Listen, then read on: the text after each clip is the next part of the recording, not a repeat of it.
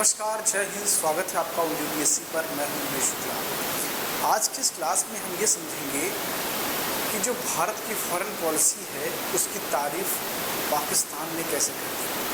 मतलब आप एक तरीके से ये समझ लीजिए कि दुश्मन जब तारीफ करता है तो कहीं ना कहीं उसके पीछे भी बड़ा कारण होता है। और भारत ने ऐसा कौन सा तीर मारा है जिसकी वजह से पाकिस्तान खुले मंच पर भारत की विदेश नीति की तारीफ कर रहा है। तो वास्तव में भारत ने कुछ इतना बड़ा किया है। तो इस वीडियो में आपको ये पूरी बात समझ में आएगी और हम समझेंगे कि यूक्रेन और रसिया विवाद में किस तरीके से भारत ने पश्चिमी देश और उसके साथ साथ रसिया को मैनेज किया है बहुत ही अच्छे तरीके से। तो फैक्ट वाइज से हम समझने का प्रयास करेंगे और साथ ही साथ हम ये भी समझेंगे कि जो क्रूड ऑयल का मामला है, क्या भारत रसिया से क्रूड ऑयल परचेज कर रहा है, नहीं कर रहा है, अमेरिका उस पर क्या अपना रुख दे रहा है, भारत को क्या फ़ायदा होगा और इंडिया में तेल पर क्या प्रभाव पड़ेगा, क्या प्राइस घटेगी, क्या प्राइस बढ़ेगी, सब कुछ समझ पाएंगे। चलिए स्टार्ट करते हैं। तो हमारा जो मेन थीम है इस क्लास का वो यही है कि पाकिस्तान ने क्यों इंडिया की तारीफ की है, लेकिन उसके सहारे हम ये समझने का प्रयास करेंगे चर्चा क्यों हो रही है। क्योंकि यूक्रेन और रसिया का विवाद आप सबको पता है कि चल रहा है और उस विवाद के केंद्र में पूरी दुनिया है, क्योंकि सब कहीं ना कहीं एक दूसरे देश से कनेक्टेड होते हैं, दूसरे देश से जुड़े हुए होते हैं। तो अगर किसी एक देश में कोई दिक्कत हो रहा है तो वो आपको कई जगह पर देखने को मिलेगा। फॉर एग्जाम्पल, जैसे ही रसिया और यूक्रेन के बीच में तनाव बढ़ा, पूरी दुनिया का स्टॉक मार्केट आपको धराशायी होता हुआ दिखाई पड़ेगा। क्योंकि जितने भी इन्वेस्टर हैं जो पैसा लगा रहे हैं वो चाहते हैं कि पैसा जब लगे तो पीसफुली इकोनॉमी वर्क करे ताकि वो रेवेन्यू जनरेट कर पाए। कोई अपना पैसा इसलिए नहीं लगाना चाहता है कि वो बर्बाद हो जाए, वो नुकसान में चला जाए। तो स्टॉक मार्केट, पूरी दुनिया के स्टॉक मार्केट धड़ाम से नीचे गिर गए। हालांकि वो धीरे धीरे गेन कर रहे हैं और इम्पैक्ट जो रसिया और यूक्रेन वार का है थोड़ा थोड़ा कम होता हुआ भी दिखाई पड़ रहा है। अब यहाँ पर जो हमारा मेन मकसद है समझना कि पाक ने भारतीय विदेशी नीति की तारीफ क्यों की। तो इसको स्टार्ट करने से पहले वो बयान मैं आपको बताता हूँ जो इमरान खान ने दिया। इमरान खान अपने देश को संबोधित कर रहे थे और संबोधित करते हुए उन्होंने कहा कि हम, यानी कि पाकिस्तान को कह रहे थे कि हमारी जो विदेश नीति है वो वैसी नहीं है जैसी हिंदुस्तान की, इंडिया की है। क्यों कहा उन्होंने? क्योंकि उन्होंने एग्जाम्पल क्या दिया कि इंडिया क्वाड नेशंस में शामिल है। क्वाड देश में आप जानते हैं कौन कौन है? ऑस्ट्रेलिया, इंडिया है, जापान है और यूएस। और क्वाड बनाया क्यों गया है? ताकि जो हिंद महासागर में चाइना दादागिरी करने का प्रयास कर रहा है, इंडो पैसिफिक रीजन में या पूरे हिंद महासागर में या येलो सागर में या जापान से लेकर के चाइना, वियतनाम तक जो सब परेशान है ना चाइना से, उसको काउंटर किया जाए। इसके लिए क्वाड नेशन का गठन किया गया और ऑस्ट्रेलिया, इंडिया, जापान और यूएस मिल करके बैठक करते हैं, बातचीत करते हैं, रणनीति बनाते हैं कैसे चाइना को काउंटर करना है। तो क्वाड का मतलब ये हुआ। अब चूँकि यूक्रेन विवाद के कारण जो पूरा का पूरा अमेरिका सेंट्रलाइज कंट्री है, चाहे वो जापान हो, पश्चिमी देश हो, ऑस्ट्रेलिया हो, दक्षिण कोरिया हो, ये कहीं ना कहीं अमेरिका के इशारों पर रहते हैं, उनसे इनके संबंध बहुत बेहतर हैं और वो सब अगेंस्ट हैं किसके? रसिया के। अब यहाँ पर क्वाड नेशन में होते हुए भी भारत कहीं ना कहीं साइलेंटली रसिया को सपोर्ट करता हुआ दिखा है। तो जो इमरान खान का बयान उन्होंने कहा कि इंडिया क्वाड में होते हुए भी रसिया को सपोर्ट कैसे कर पा रहा है, ये उसकी विदेश नीति ही है। और ऐसा नहीं कि हवा में बात हो रही है, मतलब किसी नेता ने बयान दे दिया, ऐसा नहीं है। अंतर्राष्ट्रीय फोरम पर आपको जो है फैक्ट के साथ बात करना होता है। और फैक्ट क्या है? अभी रिसेंटली आपने देखा होगा कि एक बयान आया ऑस्ट्रेलिया के पीएम का। ऑस्ट्रेलिया के पीएम ने कहा कि हम एज ए क्वाड नेशंस इस बात को समझते हैं कि इंडिया की स्थिति क्या है। क्योंकि इंडिया स्ट्रेटेजिक रूप से यूएसएसआर का, उसके बाद में रसिया का पार्टनर रहा है, बहुत लंबे समय से उनके रक्षा संबंध रहे हैं।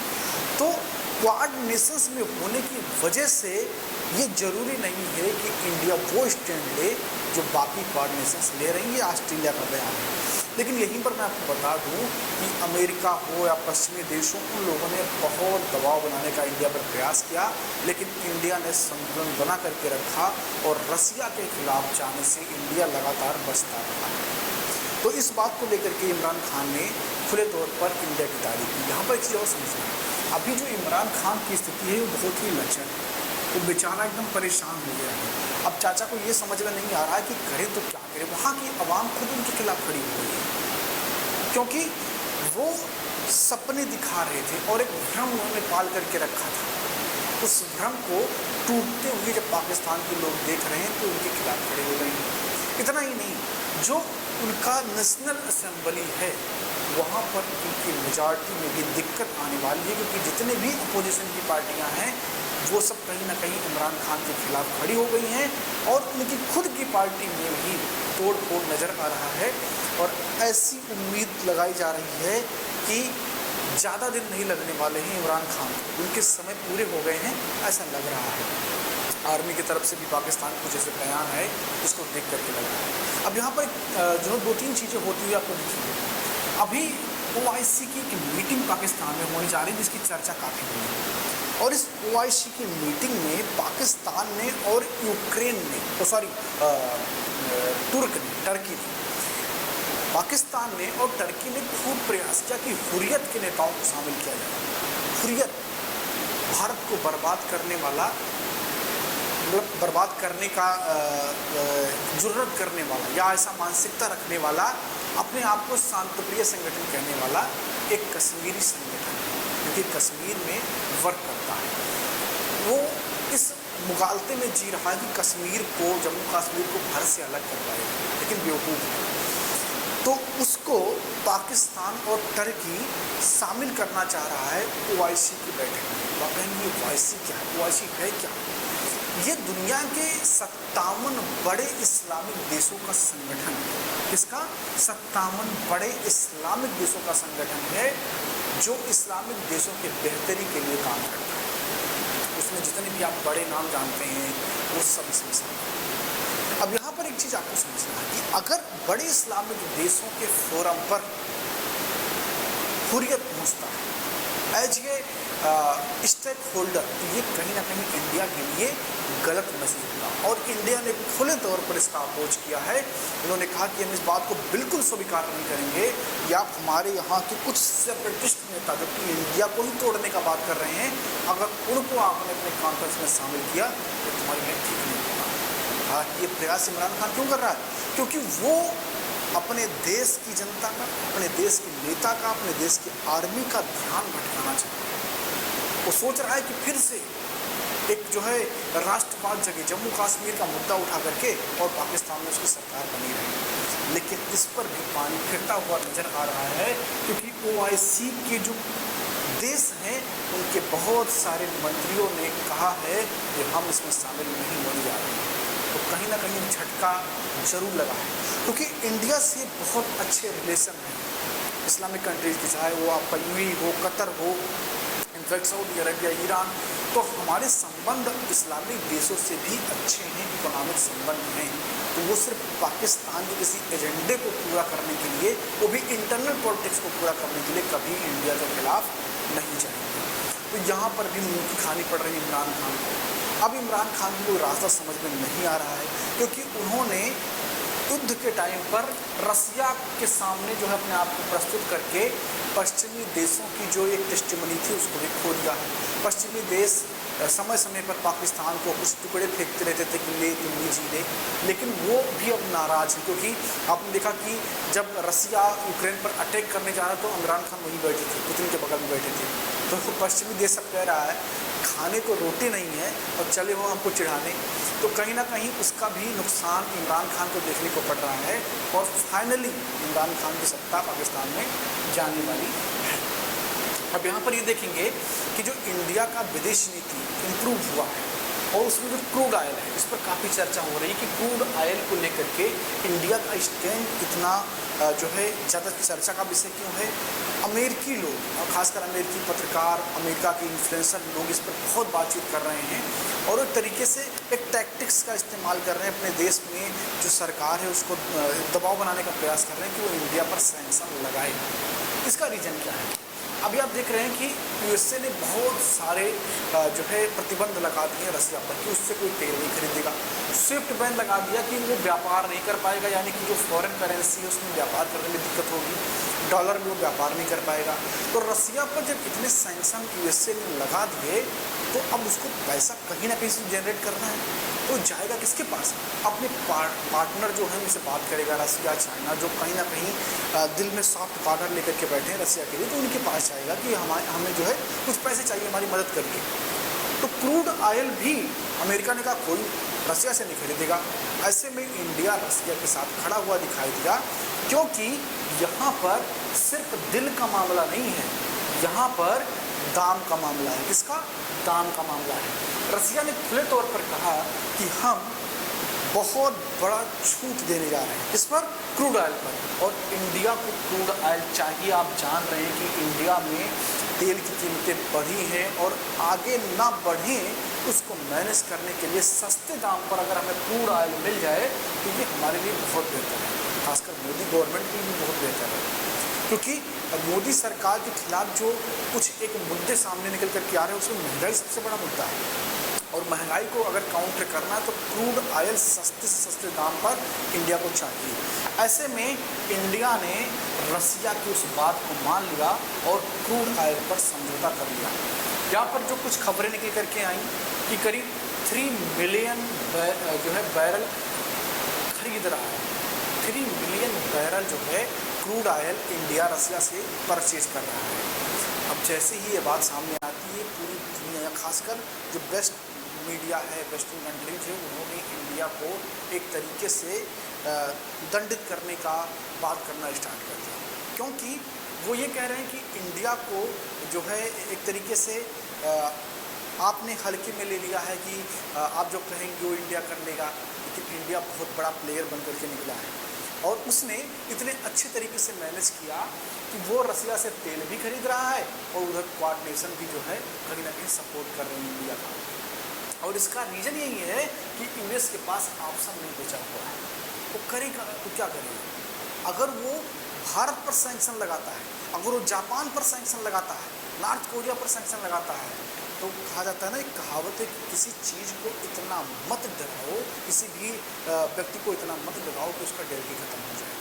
तो अमेरिका की जो डिप्लोमेसी है वो इस बात को भली भांति समझते हैं कि जो देश तुम्हारे साथ कुछ महत्वपूर्ण बिंदुओं पर अलायंस रखना चाहते हैं उन्हें डराने का प्रयास नहीं करना चाहिए।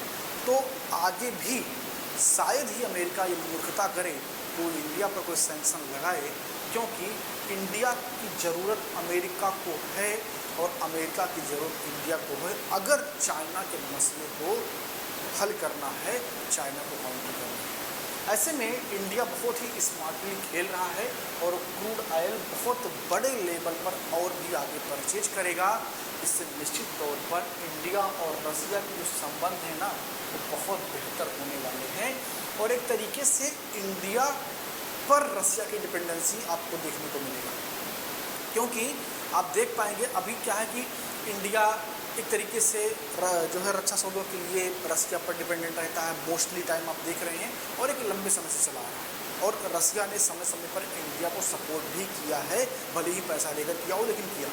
और विदेश नीति में भावनात्मक चीज़ें नहीं होती हैं, वहाँ पर सिर्फ अपने देश का फायदा देखा जाता है। तो अगर रसिया ने अपने फ़ायदे के लिए इंडिया का मदद किया तो इंडिया भी अपने फ़ायदे के लिए रसिया की मदद कर रहा है। और अगर ऐसे समय में जब रसिया बहुत परेशान है, कोई उसका हेल्प नहीं कर रहा है, अगर इंडिया उसे सपोर्ट करता है, लगातार क्रूड ऑयल उसका परचेज करता है, तो निश्चित तौर पर इंडिया और रसिया के जो रिलेशन हैं वो और मजबूत होंगे और इसका फ़ायदा इंडिया को मिलेगा चाइना की सूरत। जो चाइना मसला है वहाँ पर इंडिया को इसका फ़ायदा मिलेगा, क्योंकि जब कभी बार्गेनिंग करने की ज़रूरत पड़ेगी चाइना से तो वहाँ पर रसिया न्यूट्रल दिखाई देगा और हो सकता है कि प्रो इंडिया दिखाई दे, क्योंकि जिस तरीके से खुले तौर पर इंडिया ने उसे सपोर्ट करने का प्रयास किया है यूक्रेन विवाद में, इसका इंडिया को फ़ायदा मिलने वाला है। और मज़े की बात यह है कि ये सब बोलते हुए भी पश्चिमी कंट्रीज हमसे दूर नहीं जा सकती हैं, क्योंकि उनके भी नीतियाँ हमसे जुड़े हुए हैं। यहाँ पर एक चीज़ आपको और समझना है, गेहूँ और दवा ये दो चीज़ है जिनमें इंडिया एक बिग प्लेयर जो है बन सकता है। क्यों, समझेंगे इसको। और यहाँ भी जो है इंडिया की विदेश नीति ही काम कर रही है। कैसे? गेहूँ जो है यूक्रेन और रसिया में खूब होता है और आप जान रहे हैं कि वो बर्बाद हो चुका है। यूक्रेन को ब्रेड बास्केट कहा जाता है, वहाँ से उसे रोटी का जो है बास्केट कहा जाता है। और चूँकि सब कुछ यूक्रेन में बर्बाद, रोज़ बमबारी हो रहा है, मिसाइलें लग रही हैं, रसिया युद्ध में परेशान है, तो वो दोनों मिल करके जो है गेहूँ को मैनेज नहीं कर पाएंगे, वो उतना एक्सपोर्ट नहीं कर पाएंगे, उसका प्रोडक्शन उस तरीके से वो मैनेज नहीं कर पाएंगे। तो क्या होगा, एक आपको स्केप देखने को मिलेगा और इस स्केप को भरने का काम कौन कर सकता है? इंडिया कर सकता है। और इंडिया को इसका अच्छा खासा पैसा भी मिल सकता है। जो अफ्रीकी देश है, जहाँ पर जो गर्म प्रदेश है, जहाँ पर गेहूं का उत्पादन नहीं हो सकता है, वहाँ पर इंडिया बहुत लार्ज लेवल पर गेहूं का एक्सपोर्ट कर सकता है और इसमें कहीं ना कहीं रसिया भी भारत का मदद करता हुआ दिखाई। दूसरी बात, दवा, मेडिसिन। आप जानते हैं कि मेडिसिन में चाइना बिग प्लेयर है और उसके साथ साथ इंडिया भी बिग प्लेयर है। अभी रसिया में जितनी भी बड़ी कंपनियां जो कि दवाई बना रही हैं, दवाई बेच रही हैं, सेल कर रही हैं, वो पश्चिमी देश की, वेस्टर्न कंट्रीज़ की कंपनियां हैं। अब चूँकि वेस्टर्न कंट्रीज जिस तरीके से एकदम से रूस के खिलाफ हो गए हैं, निश्चित तौर पर रसिया में अब वो कंपनियाँ नहीं रहने वाली हैं। तो वहाँ पर क्या होगा, एक खाली स्थान, एक रिक्त स्थान होगा। किसके लिए? मेडिकल जो इक्विपमेंट्स हैं, दवाएं हैं, उनके लिए खाली स्थान आपको देखने को मिलेगा और इस खाली स्थान को इंडिया भर सकता है। रिसेंटली इस पर रसिया का एक बयान भी देखने को मिला था। तो कहीं ना कहीं इंडिया को एक्सपोर्ट में भी इसका फ़ायदा मिलेगा। तो इसीलिए शायद ये सारी चीज़ें हो सकता है कि किसी ने समझा दी हो। हालांकि पाकिस्तान में कोई बहुत ज़्यादा पढ़ा लिखा इंसान नहीं होगा, क्योंकि जिस तरीके से वो मूर्खतापूर्ण फैसले लेते रहते हैं और विदेश नीति में खुद इमरान खान अब इस बात को मान चुके हैं कि इंडिया उनका बाप है। तो ये सारे जो है काम इंडिया अभी कर रहा है, बहुत ही स्मार्टली खेल रहा है।